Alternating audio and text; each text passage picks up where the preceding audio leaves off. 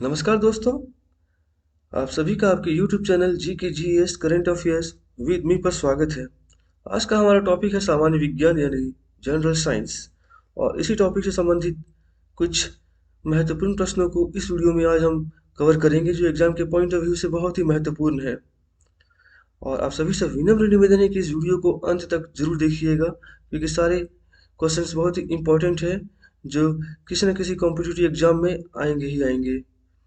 तो आइए बिना देर किए हम आज का अपना पहला प्रश्न देखते हैं। आज का हमारा पहला प्रश्न है, निम्नलिखित में से कौन सा बहुलक जैव निम्नकरणीय नहीं हो सकता है? निम्नलिखित में से कौन सा बहुलक जैव निम्नकरणीय नहीं हो सकता है? Which of the following polymers cannot be biodegradable? Which of the following polymers cannot be biodegradable? निम्नलिखित में से कौन सा बहुलक जैव निम्नकरणीय नहीं हो सकता है? ऑप्शन है प्रोटीन, स्टार्च, सेल्यूलोज या polyvinyl chloride. Protein, starch, cellulose या पॉलीविनाइल क्लोराइड यानी पीवीसी। और इसका सही उत्तर होगा पॉलीविनाइल क्लोराइड यानी कि पीवीसी। पीवीसी का मतलब पॉलीविनाइल क्लोराइड है जो एक सिंथेटिक थर्मोप्लास्टिक राल है। ये एक प्रकार का प्लास्टिक है जो विनाइल क्लोराइड से बनाया जाता है। पॉलीथीन और पॉलीप्रोपाइलीन के बाद पीवीसी दुनिया में तीसरा सबसे अधिक उत्पादित सिंथेटिक प्लास्टिक पॉलीमर है। PVC stands for polyvinyl chloride, a synthetic thermoplastic resin. It is a type of plastic that is made from vinyl chloride. PVC is the third most commonly produced synthetic plastic polymer in the world after polyethylene and polypropylene. PVC का उपयोग कई उत्पादों में किया जाता है जिनमें शामिल है जैसे निर्माण में कठोर पीवीसी का उपयोग पाइप, दरवाजे और खिड़कियों के निर्माण में किया जाता है। जैसे चिकित्सा में पीवीसी का उपयोग सर्जरी, फार्मास्यूटिकल्स, दवा वितरण और चिकित्सा पैकेजिंग में किया जाता है। जैसे विद्युत में पीवीसी का उपयोग केबल और तार इंसुलेशन सामग्री जैसे विद्युत अनुप्रयोगों में किया जाता है। और अन्य जैसे पीवीसी का उपयोग रेनकोट, तारों, बोतलों, क्रेडिट कार्ड और फर्श में किया जाता है। PVC is used in many products including constructions. Rigid PVC is used in construction for pipes, doors, and windows. Medical PVC is used in surgery, pharmaceuticals, drug delivery, and medical packaging. Electrical PVC is used in electrical applications such as cable and wire insulation materials. Other PVC is used in raincoats, wires, bottles, credit card, and flooring. हमारा अगला सवाल होगा, समुद्री घास निम्नलिखित में से किस तत्व का महत्वपूर्ण स्रोत है? समुद्री घास निम्नलिखित में से किस तत्व का महत्वपूर्ण स्रोत है? Sea grass is an important source of which of the following elements? समुद्री घास निम्नलिखित में से किस तत्व का महत्वपूर्ण स्रोत है? ऑप्शन है ब्रोमीन, मैग्नीशियम, आयरन या आयोडीन। ब्रोमीन, मैग्नीशियम, आयरन या आयोडीन। और इसका सही उत्तर होगा आयोडीन। समुद्री घास एकमात्र फूल वाले पौधे हैं जो समुद्री वातावरण में उगते हैं। समुद्री घासें पानी के भीतर घने समुद्री घास के मैदान बनाती है जो दुनिया में सबसे अधिक उत्पादक पारिस्थितिक तंत्रों में से एक है। वे महत्वपूर्ण कार्बन सिंक के रूप में कार्य करते हैं और मूंगा चट्टानों की तुलना में समुद्री जीवन की विविधता के लिए आवास और भोजन प्रदान करते हैं। Seagrass are the only flowering plants which grow in marine environments. Seagrasses form dense underwater seagrass meadows, which are among the most productive ecosystems in the world. They function as important carbon sinks and provide habitats and food for a diversity of marine life comparable to that of coral reefs. और हमारा अगला सवाल होगा, इनमें से कौन protein का उच्चतम स्रोत है? Which of the following is the highest source of protein? इनमें से कौन प्रोटीन का उच्चतम स्रोत है? ऑप्शन से चना, सूरजमुखी, सोयाबीन या उपयुक्त में से कोई नहीं। ग्राम्स, सनफ्लावर, सोयाबीन या नन ऑफ द अबव। और इसका सही उत्तर होगा सोयाबीन। और सोयाबीन के कुछ हेल्थ बेनिफिट्स जैसे एड्स हेल्दी डाइजेशंस, ये हेल्दी डाइजेशन देता है, improves heart health, poses anti cancer properties, relieve menopausal symptoms, aids healthy weight management.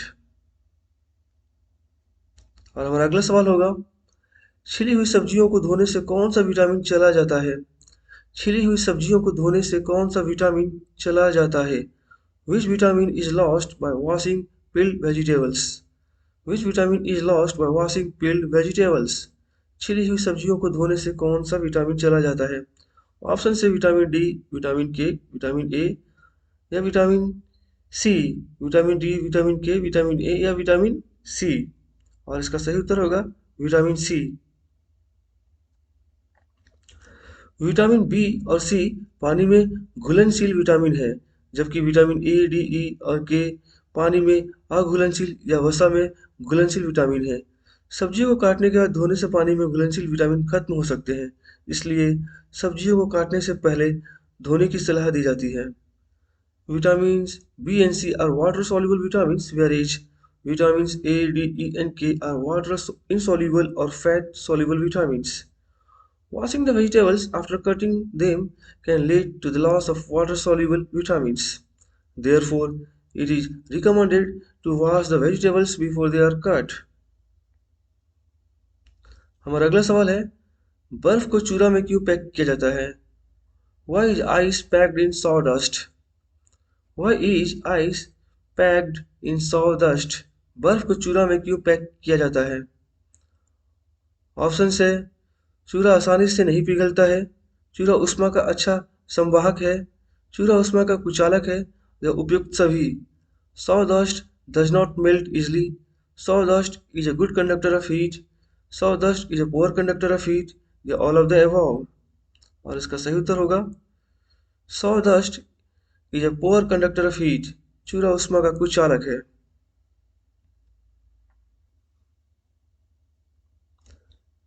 बर्फ को चूरा में पैक किया जाता है क्योंकि यह बर्फ को पिघलने से रोकता है।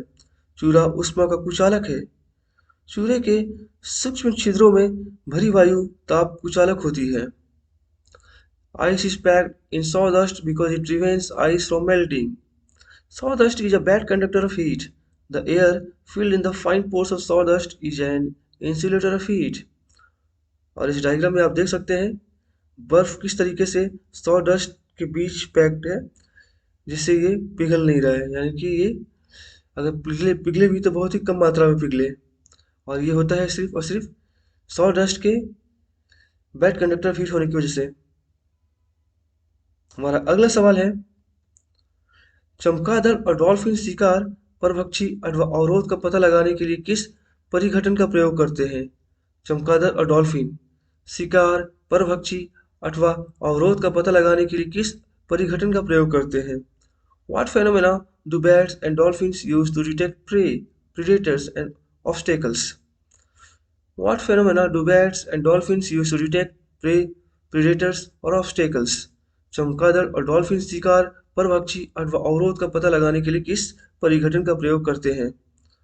ऑप्शन है, ध्वनि का अपवर्तन, प्रतिध्वनि, ध्वनि का परावर्तन, उपयुक्त सभी। Reflection of sound, echo, reflection of sound, या ऑल ऑफ द अबव। ध्वनि का अपवर्तन, प्रतिध्वनि, ध्वनि का परावर्तन, या उपयुक्त सभी। Reflection of sound, echo, reflection of sound, या ऑल ऑफ द अबव। और इसका सही उत्तर होगा इको, यानी प्रतिध्वनि।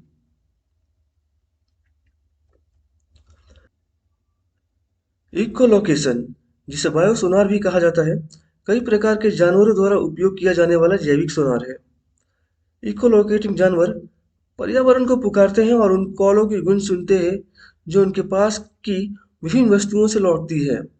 वे वस्तुओं का पता लगाने और उनकी पहचान करने के लिए इन गुंजों का उपयोग करते हैं। इकोलोकेटिंग जानवरों में कुछ स्तनधारी और कुछ पक्षी शामिल हैं। सबसे विशेष रूप से माइक्रो चिरोप्टेरान, चमगादड़ और ओडोंटोसेट्स यानी दांतेदार व्हेल और डॉल्फिन है। Echolocation, also called biosonar, is a biological sonar used by several kinds of animals. Echolocating animals emit call out to the environment and listen to the echoes of those calls that return from various objects near them. They use these echoes to locate and identify the objects. Echolocating animals include some mammals and a few birds, most notably Microchiropteran bats and odontocetes and toothed whales and dolphins. Dolphin और चमगादड़ echolocation विधि का उपयोग करते हैं जो अपने शिकारियों या बाधाओं का पता लगाने के लिए अल्ट्रासाउंड तरंगों का उपयोग करते हैं. Dolphins and bats use echolocation method which utilized ultrasound waves to locate its prey, predators or obstacles. और हमारा अगला सवाल है अवायवीय स्थिति के तहत जैविक सामग्री का जीवाणु अपघटन क्या है? Bacterial decomposition of biological material under anaerobic condition is what? अवायवीय स्थिति के तहत जैविक सामग्री का जीवाणु अपघटन क्या है? ऑप्शन है निषेचन, खाद, किण्वन या कृमि खाद, फर्टिलाइजेशन, कंपोस्टिंग, फर्मेंटेशन या वर्मी कंपोस्टिंग. और इसका सही उत्तर होगा फर्मेंटेशन यानी किण्वन. किण्वन एक चयापचय प्रक्रिया है जो चीनी को एसिड, गैस या अल्कोहल में परिवर्तित करती है. यह ईस्ट और बैक्टीरिया में होता है और ऑक्सीजन की कमी वाले मांसपेशियों कोशिकाओं में भी होता है, जैसा कि लैक्टिक एसिड किण्वन के मामलों में होता है. Fermentation is a metabolic process that converts sugar to acids, gases, or alcohol. It occurs in yeast and bacteria, and also in oxygen-starved muscle cells, as in the case of lactic acid fermentation. हमारा अगला सवाल है dots किस रोग से पीड़ित रोगियों को दिया जाता है? डॉट्स किस रोग से पीड़ित रोगियों को दिया जाता है? DOTS are given to the patients suffering from which disease? Option है यकृत शोथ, एड्स, क्षय या आंत्र ज्वर, हेपेटाइटिस, एड्स, ट्यूबरक्लोसिस या टाइफॉइड. और इसका सही उत्तर होगा ट्यूबरक्लोसिस यानी क्षय. डायरेक्टली ऑब्जर्व थेरेपी डीओटी एक मरीज को उसकी तपेदिक यानी टीबी दवाओं को निगलते हुए देखने की प्रथा है. डायरेक्टली ऑब्जर्व थेरेपी यानी dot is the practice of observing a patients swallow his or her tuberculosis or TB medications. क्षय रोग यानी टीबी माइकोबैक्टीरियम ट्यूबरक्लोसिस नामक जीवाणु के कारण होता है. बैक्टीरिया आमतौर पर फेफड़ों पर हमला करते हैं, लेकिन टीबी के बैक्टीरिया शरीर के किसी भी हिस्से जैसे किडनी, रीढ़ और मस्तिष्क पर हमला कर सकते हैं. टीबी बैक्टीरिया से संक्रमित हर व्यक्ति बीमार नहीं पड़ता. Tuberculosis (TB) is caused by a bacterium called Mycobacterium tuberculosis. The bacteria usually attack the lungs, but TB bacteria can attack any part of the body such as the kidney, spine, and brain. Not everyone infected with TB bacteria becomes sick. हमारा अगला सवाल होगा क्यों बारिश के पानी की तुलना में समुद्र का पानी ज्यादा खारा है? क्यों बारिश के पानी की तुलना में समुद्र का पानी ज्यादा खारा है?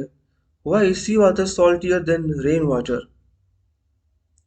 ऑप्शन है समुद्र के चारों ओर की हवा खारी है, समुद्री जानवर नमक पैदा करने वाले जानवर है, नदियां पृथ्वी से नमक बहाकर समुद्र में डाल देती है, या उपयुक्त में से कोई नहीं. The air around the sea is salty. Sea animals are salt producing animal. River wash away salts from the earth and pour them into the sea. या नन ऑफ द अबव. और इसका सही उत्तर होगा river wash away salts from the earth and pour them into the sea. नदियां पृथ्वी से नमक बहाकर समुद्र में डाल देती है. हमारा अगला सवाल होगा यूकैरियोटिक कोशिकाओं में आरएनए का संश्लेषण कहाँ होता है? Where is RNA synthesized in eukaryotic cells? Eukaryotic कोशिकाओं में आरएनए का संश्लेषण कहाँ होता है? ऑप्शन से राइबोसोम, माइटोकॉन्ड्रिया, नाभिक या उपयुक्त में से कोई नहीं. राइबोसोम, माइटोकॉन्ड्रिया, न्यूक्लियस या नन ऑफ द अबव. और इसका सही उत्तर होगा न्यूक्लियस यानी नाभिक. बायोकेमिस्ट आरएनए संश्लेषण को प्रतिलेखन के रूप में संदर्भित करते हैं। प्रतिलेखन राइबोन्यूक्लिक एसिड को संश्लेषित करने की प्रक्रिया है। संश्लेषण यूकेरियोटिक कोशिकाओं के केंद्र के भीतर या प्रोकैरियोट्स के साइटोप्लाज्म में होता है और आनुवंशिक कोड को डीऑक्सीराइबोन्यूक्लिक एसिड डीएनए में एक जीन से आरएनए के एक स्ट्रैंड में परिवर्तित करता है, जो फिर प्रोटीन संश्लेषण को निर्देशित करता है। कोशिकाओं में तीन प्रकार के आरएनए पाए जाते हैं: स्थानांतरण आरएनए यानी टीआरएनए अमीनो एसिड को प्रोटीन संश्लेषण स्थल तक ले जाता है। राइबोसोमल आरएनए यानी आरआरएनए प्रोटीन के साथ राइबोसोम, वह तंत्र जो प्रोटीन का संश्लेषित करता है, बनाता है। मैसेंजर आरएनए एमआरएनए प्रोटीन संश्लेषण के लिए कोड या टेम्पलेट है। विशेष एंजाइम आरएनए के विभिन्न रूपों को संश्लेषित करती है। Biochemists refer to RNA synthesis as transcription. Transcription is a process of synthesizing ribonucleic acid यानी RNA. Synthesis takes place within the nucleus of eukaryotic cells or in the cytoplasm of prokaryotes and converts the genetic code from a gene in deoxyribonucleic acid to a strand of RNA that then directs protein synthesis. Three types of RNA are found in cells: transfer RNA or tRNA carries amino acids to the site of protein synthesis. Ribosomal RNA or rRNA along with protein makes up ribosomes, the mechanisms that synthesizes protein. Messenger RNA or mRNA is the code or template for protein synthesis. Special enzymes synthesize the different forms of RNA. और इसी के साथ आज का ये video यहीं समाप्त होता है। आशा है कि आपको ये वीडियो पसंद आया होगा, और अगर ये वीडियो आपको पसंद आया हो तो इसको लाइक ज़रूर कर दीजिएगा और चैनल को सब्सक्राइब ज़रूर कर दीजिएगा, और अपने दोस्तों, मित्रों और प्रियजनों में इस चैनल को और इस वीडियो को शेयर ज़रूर कर दीजिएगा, जिससे कि उन तक भी ये इन्फॉर्मेटिव वीडियो और चैनल पहुंच सके, जो एक कॉम्पिटिटिव एग्जाम के लिए बहुत ही महत्वपूर्ण है। और इसी के साथ आप सभी को बहुत बहुत धन्यवाद। जय हिंद दोस्तों।